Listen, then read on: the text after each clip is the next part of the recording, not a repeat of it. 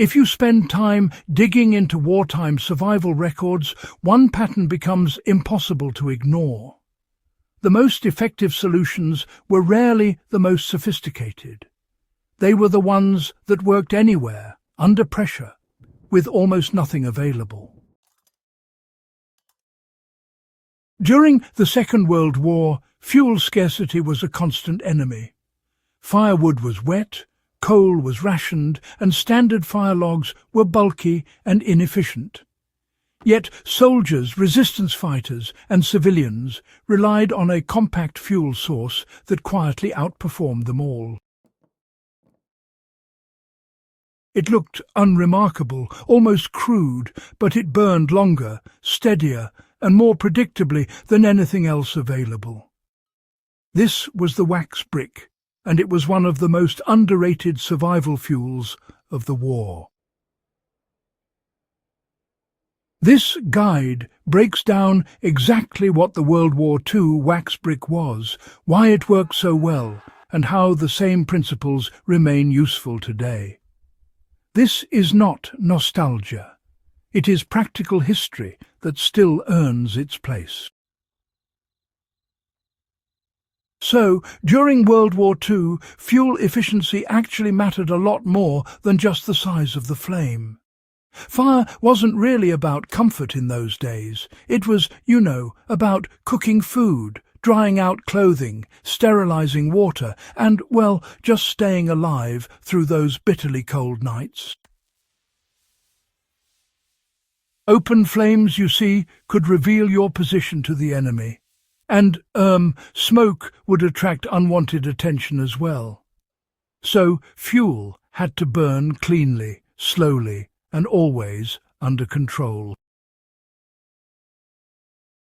Traditional firewood, honestly, often failed to meet these needs.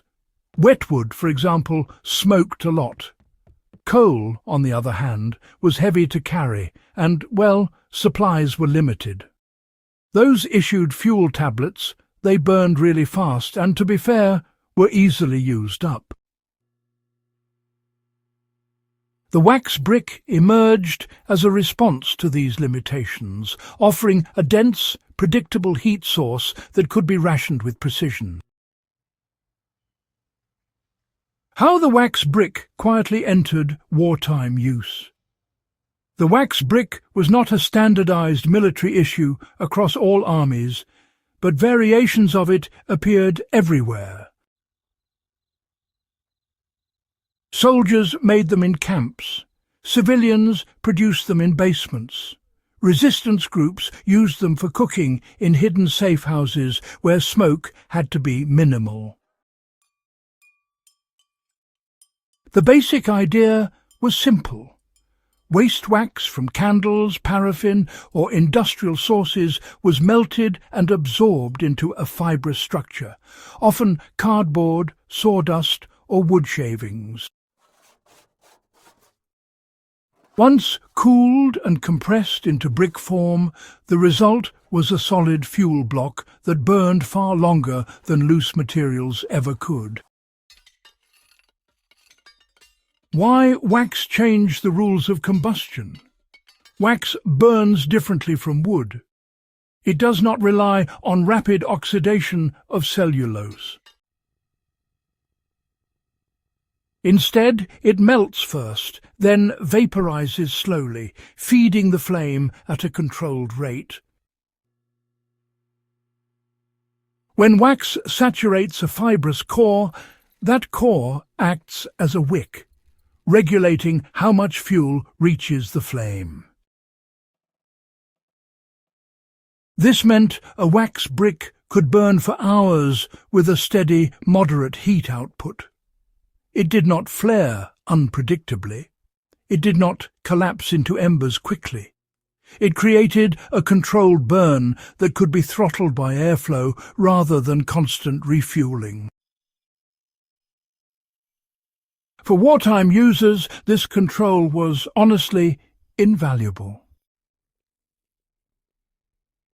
So, how were World War II-era wax bricks actually constructed in practice? Well, construction followed a repeatable logic. Cardboard was cut and rolled tightly, often into layered coils. Sawdust or wood shavings were sometimes added to increase surface area, you know. Melted wax was poured slowly, you know, allowing it to soak fully into the structure. The brick was then allowed to cool completely, forming a dense water-resistant block. Size varied by need. Smaller bricks were used for cooking fires, while larger ones supported space heating in enclosed shelters. Now, one critical detail that's often overlooked is curing time. You see, experienced makers would allow their bricks to sit for several days before putting them to use. This practice ensured even saturation throughout, and, well, it really helped reduce uneven burning. So, why did wax bricks outperform fire logs in tough survival conditions? Well, fire logs mostly rely on their mass and airflow.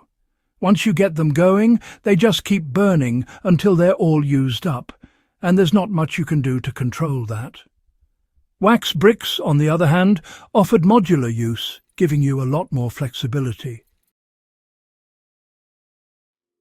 With a single brick, you could split it or shave off just what you needed to extend its usage. That way, you could keep a small flame going for cooking, without wasting any precious fuel. Wax bricks also resisted moisture, you know. They could be stored underground, carried in packs, or hidden in damp environments without losing effectiveness. For resistance, fighters and civilians under occupation, this reliability was essential. How this fuel was actually used in the field. Wax bricks were rarely burned alone in open fires.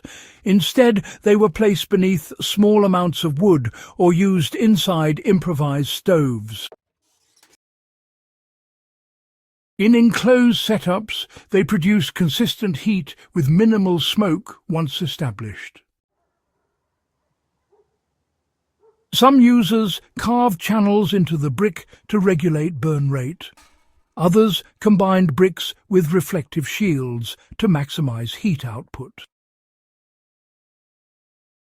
How modern survivalists can apply this World War II knowledge? The principles remain unchanged. Wax bricks can be made today using recycled cardboard and household wax. Proper saturation, tight packing and full curing are key. Storage should keep bricks cool and protected from direct sunlight to prevent deformation. In emergency kits, wax bricks serve as both fire starters and sustained fuel sources.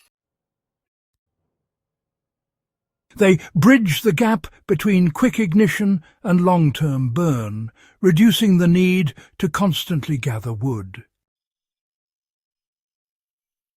This makes them especially valuable during power outages, winter emergencies, or off-grid living, where fuel efficiency matters more than convenience. What the wax brick reveals about wartime ingenuity? Well, it's quite something. The wax brick was not impressive to look at, you know. It was not celebrated. It simply worked, and that is why it endured. It represents a mindset focused on efficiency, adaptability, and quiet reliability. These were the traits that kept people alive when attention itself was dangerous. Why this lesson still deserves attention. Modern fire logs are designed for comfort, not survival. The World War II wax brick reminds us that better solutions often come from constraint, not abundance. It teaches that fuel should be judged by performance, not appearance. If this deep dive into overlooked wartime backyard wisdom brought real value to your understanding of history and survival, subscribe to the channel and share this guide with others who appreciate practical knowledge earned the hard way. These lessons only survive if we keep passing them on.